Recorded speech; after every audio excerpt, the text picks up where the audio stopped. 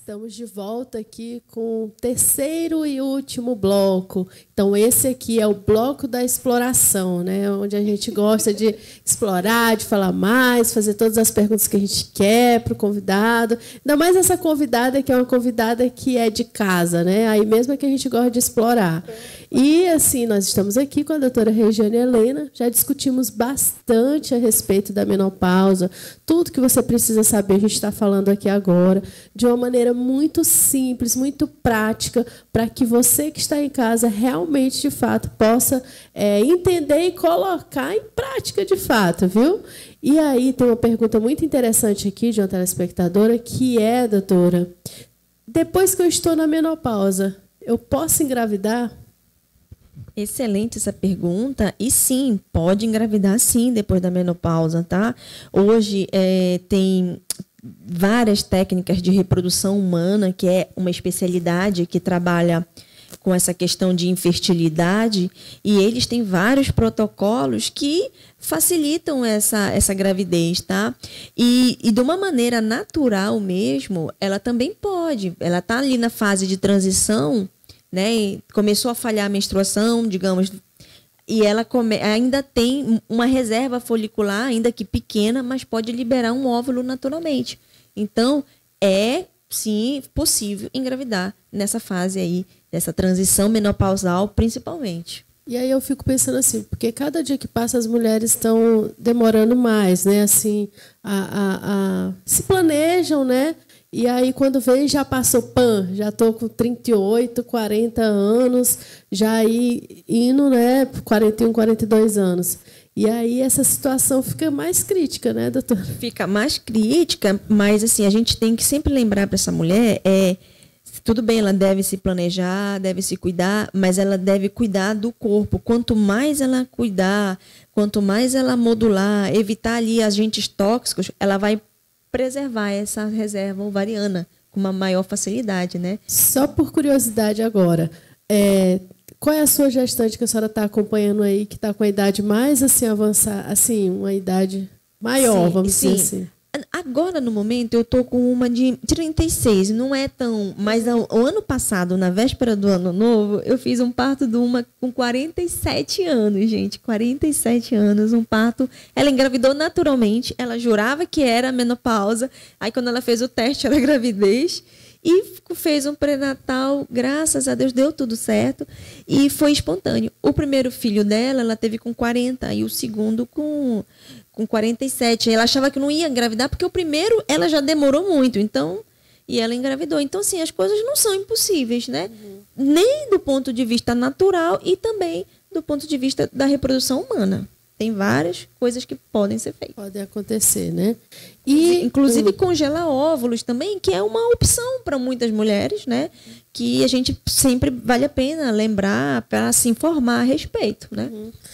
E aí já é assunto para um outro programa, né, doutora? A gente falar sobre isso, sobre os riscos também, né, que não pode deixar de salientar, de falar, né?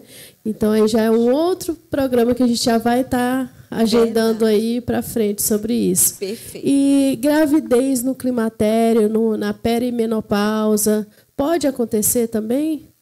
Olha, teoricamente, devido aos ovários estarem mais tempo ali congelados numa fase, né, de divisão celular, que pode favorecer algum erro ali nessa divisão, teoricamente há uma maior chance, sim, da questão de alterações cromossômicas, né, que são malformações e tal. Só que a gente sempre vale lembrar que, quando a gente vai para a prática, a gente não observa isso de fato. Às vezes, uma mulher mais madura, mas que se alimenta super bem, faz a suplementação, ácido fólico, vitamina D, uma alimentação saudável, acaba tendo uma melhor resposta do que uma jovem, que acaba comendo só fast food, né, coisas tóxicas, enfim, tabagismo envolvido e etc. Tá? Aí tem uma pergunta aqui que essa não podia faltar. Assim, a diminuição na reprodução de hormônios afeta o desejo sexual a partir dos 60 anos? É possível continuar a ter uma vida sexual ativa? É muito importante essa pergunta. A parte hormonal para o desejo sexual, ela pode dar, sim, uma certa diminuída, porém, a mulher, ela tem outros mecanismos que acabam compensando essa falta de hormônio. E isso faz com que essas mulheres, mesmo mais velhas, acima de 60 até 80 anos, podem ter uma vida sexual. Não necessariamente igual à mesma performance e frequência de como antes, porém satisfatória do ponto de vista dela, entendeu? Então, que outras modulações são essas? Você baixa os hormônios estrogênio, progesterona, porém você conserva os outros, que são chamados hormônios maestro, como melatonina, que é produzido pelo sono, aí ela vai para o GH, e elas conseguem poupar o restinho de hormônio que essa pessoa tem. Então, deu para entender por que é um conjunto? Porque o corpo humano ele consegue compensar a falta de determinados hormônios com outros que podem fazer a mesma mediação naquela ação ali, naquela função daquele outro hormônio. Não sei se deu para entender que essa coisa às vezes é um pouco complicada. Ou seja, a pessoa consegue compensar de outras formas, com um estilo de vida saudável, aquela perda.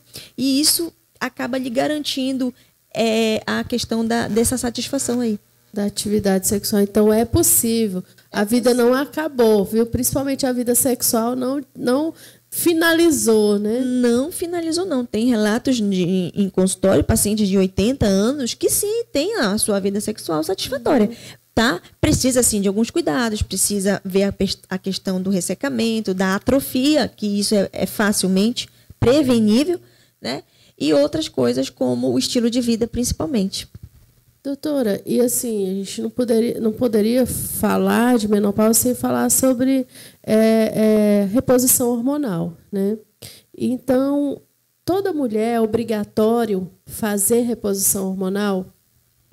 Não é obrigatório, tá? Tem mulheres que às vezes não podem, às vezes não querem fazer a reposição hormonal e a gente tem que respeitar isso. Aí nessa mulher a gente vai usar alternativas, tá? Alternativas que vão desde suplementação de várias coisas, de colágeno, coenzima Q10, magnésio, zinco, vitamina D. Enfim, cada uma tem uma necessidade e isso precisa ser avaliado, mas não é obrigatório o hormônio. A gente pode modulá-los de outra forma, principalmente usando fito-hormônios, que são hormônios derivados de plantas, né? Que, como exemplo, a isoflavona. Então, não é obrigado a mulher usar. Primeiro, a gente precisa ver se ela precisa, e segundo, se ela pode, e terceiro, se ela quer. E se não puder, ou tiver qualquer outra contraindicação, a gente usa um arsenal de opções que vão ajudar essa mulher a passar por essa fase mais tranquila, sem uso de hormônio. E assim, quando que a reposição hormonal ela é de fato necessária? Tem assim um gatilho, algo assim que determine, né? Não, aqui esse ponto, essa situação se faz necessário a utilização da terapia hormonal. Essa terapia hormonal ela é muito bem-vinda no fogacho. O fogacho, quando você usa uma terapia hormonal adequada, arranca, digamos, com a mão, aquele calorão. E a resposta é muito rápida. Agora, sempre, a gente precisa ver se essa mulher não tem uma contraindicação. Tipo, se ela tiver um câncer de mama e tiver fogachos, eu não vou poder usar nenhum hormônio. Mas eu posso usar outras alternativas. Por exemplo, alguns antidepressivos, alguns fito-hormônios, alguma outra coisa. Tá entendendo? Então, quando é bem-vinda, a gente sempre diz, nesse caso, quando é a paciente que é uma boa candidata a receber o hormônio. A paciente que é uma boa candidata é aquela que tem principalmente ondas de calor, tá? Que são sintomas vasomotores, e não tem nenhum fator de risco, que é câncer de mama, principalmente, câncer de endométrio e trombose. Basicamente, né, dentre outros, mas esses são os principais. Então, essa mulher, a gente diz, essa é a boa candidata, essa a gente incentiva. Olha, você vai ter uma boa resposta se você tentar um hormônio. E aí a gente consegue tirar os medos dela, usando umas vias que não são muito agressivas, usando vias mais tópicas. A preferência hoje é usar vias tópicas. O que é isso? Via transdérmica, via na pele, ou em gel, ou em adesivo, tá? E evitando, assim, a tendência hoje é evitar a parte oral, né? Que a parte oral, ela vai... Achei horrível, né? Ficar a parte oral. Comprimido ali o tempo todo é difícil, né? Exatamente. Então, hoje é uma tendência a se dar prioridade, se dar preferência para os transdérmicos que vão pela pele, porque eles não passam pelo fígado. E aí não vão alterar fator de coagulação, não vão correr risco de trombose e vão ter mínimo impacto em mama e outras. Então, é muito melhor a via transdérmica. Legal. E aí tem uma situação que as mulheres morrem de medo. Eu não, né, gente? Porque eu estou super em forma, não tô nem um pouco acima do peso. Terapia hormonal engorda, porque esse eu acredito que, assim, das perguntas deve ser a número 1 das mulheres. Mas é muito importante essa pergunta.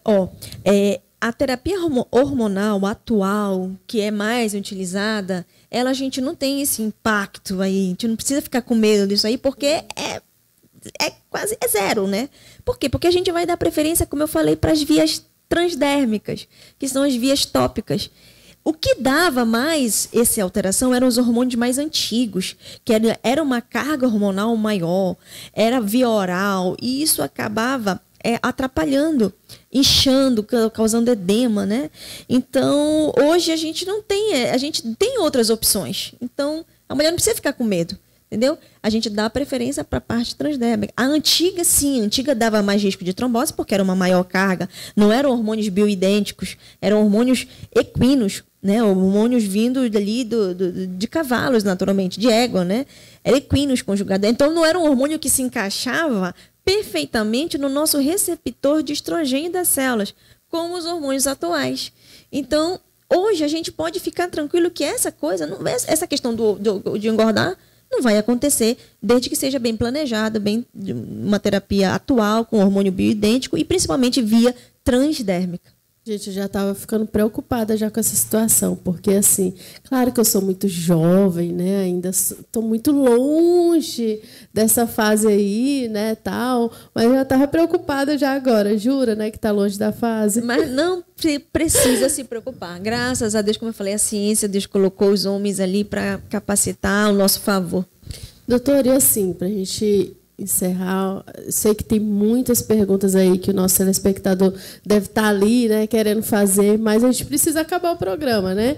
E aí, o que a mulher pode fazer para minimizar, né, todas essas situações relacionadas à menopausa? Fecha para a gente aí. Essa pergunta é muito importante. A mulher, o que ela deve fazer? Ela já passou ali por 35 anos, ela quer já passar segura, tranquila para essa menopausa, com mínimos sintomas possíveis, ela já começa a se observar.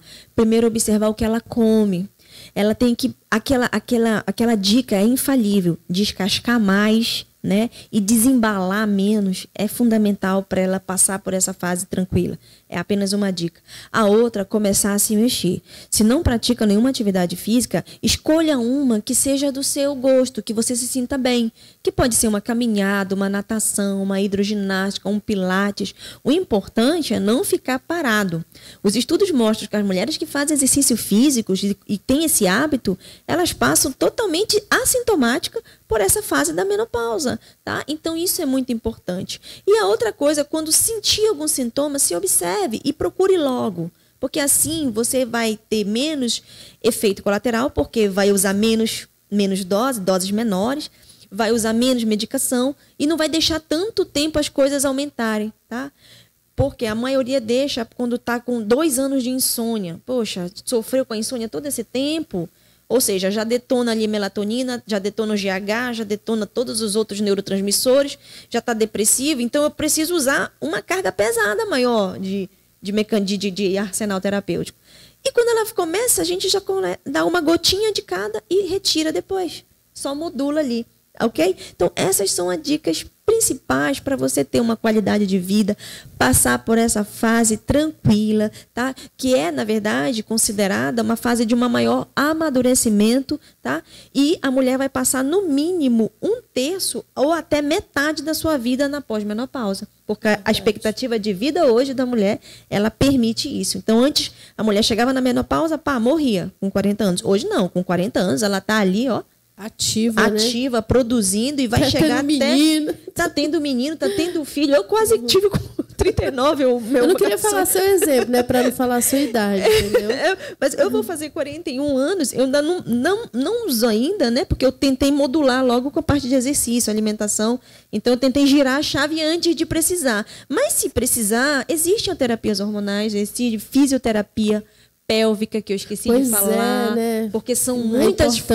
Né? A importância da fisioterapia pélvica na melhora da dor na relação, na melhora da secura vaginal, na melhora da produção do colágeno. Então, existe, gente, um leque de opções que você pode fazer e garantir e evitar os problemas relacionados à menopausa. Não, e assim, tudo isso que a gente está discutindo é uma prevenção também, né, doutora? Porque assim, sempre, estava até brincando aqui, falando agora há pouco, assim, que sempre prevenir vai ser mais barato, mais eficaz, mais, assim, tudo mais do que tratar, né? É verdade, é muito mais barato, muito mais simples, muito menos com efeito colateral. Agressivo, né? Muito menos agressivo. Então, assim, a dica é essa, se cuidar, se observar, a alimentação é top, exercício, tá? E gerenciamento de estresse, o sono. Então, são vários aspectos que a gente já poupa os nossos hormônios para eles não caírem de uma vez. E aí você sentiu um impacto muito grande nessa fase. Verdade.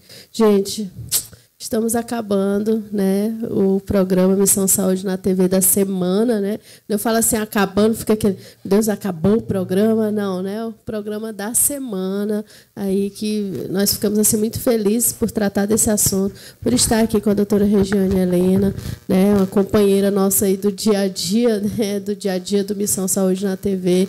Muito obrigada, doutora, por ter aceitado esse desafio. Foi uma honra, muito obrigada e estamos juntos. Ótimo. Gente, para você que precisa fazer as avaliações direitinho, está passando aqui embaixo o endereço, o telefone, o Instagram da doutora Regiane Helena, onde ela vai poder estar esclarecendo, tirando algumas dúvidas, né, no direct. E para uma avaliação melhor, faça o seu agendamento, que fica, o consultório dela fica lá na Bioteste da Cidade Nova, tá? No Bioteste da Cidade Nova, ela tem um consultório que fica lá.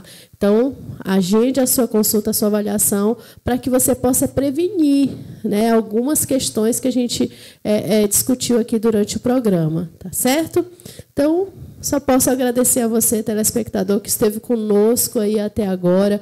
Muitíssimo obrigado pela audiência, pelos feedbacks que vocês têm nos dado, né? Às vezes a gente está na rua, doutora, e eu recebo esses feedbacks das pessoas parando, a gente falando, estou assistindo o programa, o programa está bacana, aquele assunto que vocês trataram foi muito bacana, era o que eu estava querendo ouvir mesmo. Então, assim, sempre é muito importante a gente receber esse retorno de vocês, telespectadores. Então, muitíssimo obrigado. Esse programa só está no ar porque você está aí nos assistindo. Então, eu só deixo o recado. Fiquem ligadinhos no programa Missão Saúde na TV.